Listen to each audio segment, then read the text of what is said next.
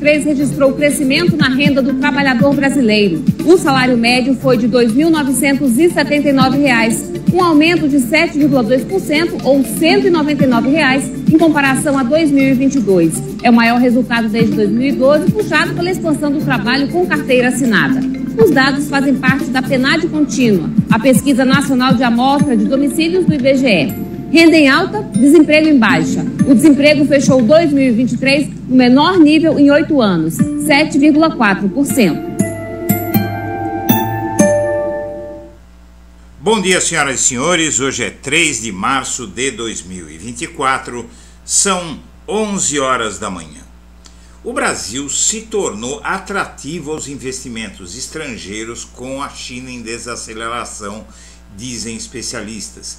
Isso se deve a um interesse muito maior pelo Brasil nos investidores estrangeiros a partir da retomada de uma administração sadia no país.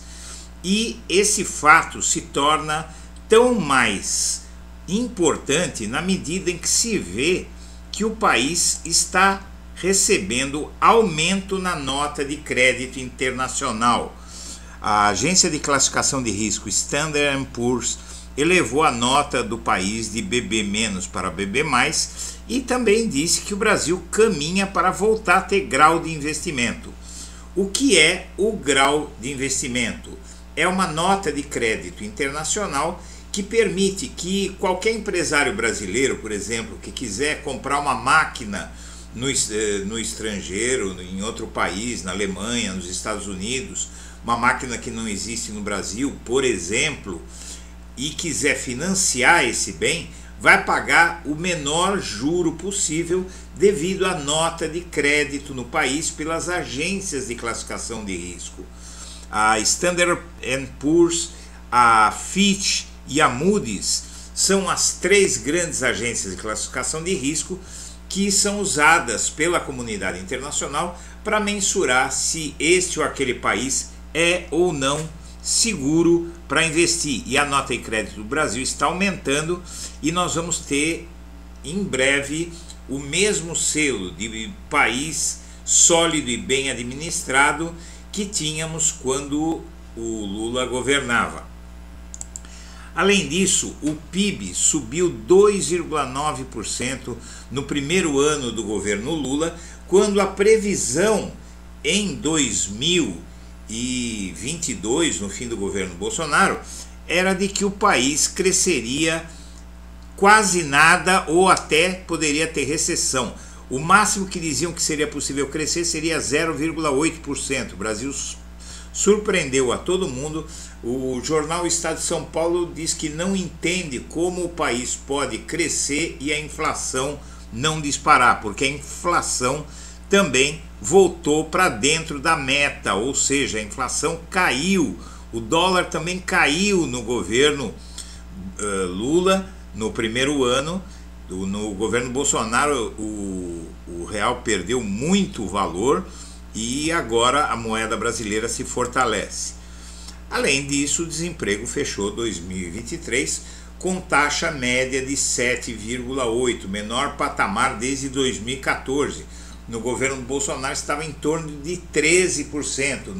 No último ano caiu um pouco porque ele despejou dinheiro no segundo semestre, mas ainda assim a média do governo Bolsonaro é de 12%, 13% de desemprego. O desemprego despencou com a volta de Lula. O mercado voltou a elevar a previsão de crescimento da economia em 2024, aponta o Boletim Focus. O que é o Boletim Focus? O Boletim Focus é feito pelo Banco Central e ele reflete o que pensam os banqueiros, os bancos, o mercado financeiro, e o mercado volta a elevar a previsão de crescimento da economia. Diziam de novo que em 2024, como disseram em 2023, que o Brasil ia crescer no máximo 1%, 1 e pouco por cento, e agora voltaram a prever que o Brasil deve crescer de novo 3%. Como se não bastasse, a extrema pobreza no Brasil caiu pela primeira vez desde o início da pandemia. com as medidas corretas do Lula, com o salário mínimo se valorizando, com programas sociais, com a economia crescendo, a pobreza cai no Brasil e a renda volta a ser distribuída.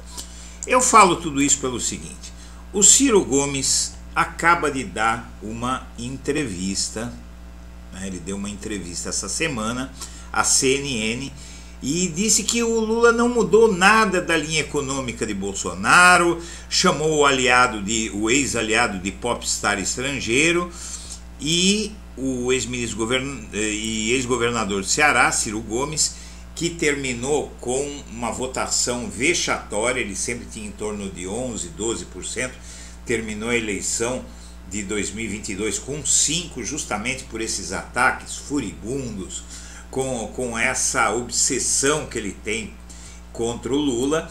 E ele comparou na entrevista à CNN no último sábado as políticas de Lula com as de Bolsonaro.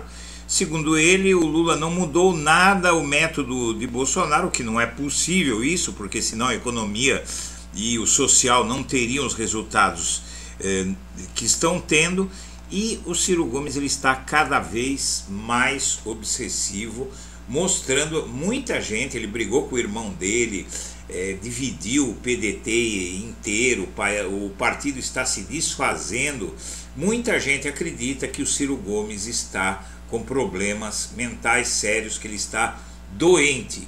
E essa última entrevista dele à CNN, reaparecendo, negando a realidade da melhora incrível que o país sofreu no ano passado, isso demonstra que os problemas mentais dele estão se agravando e a família, na verdade, deveria intervir para cuidar dele, talvez internar numa instituição, porque é um sujeito ainda jovem, pode aproveitar a vida dele. Ele está com evidentes problemas mentais. Senhoras e senhores, eu agradeço a atenção e deixo meu abraço para todo mundo.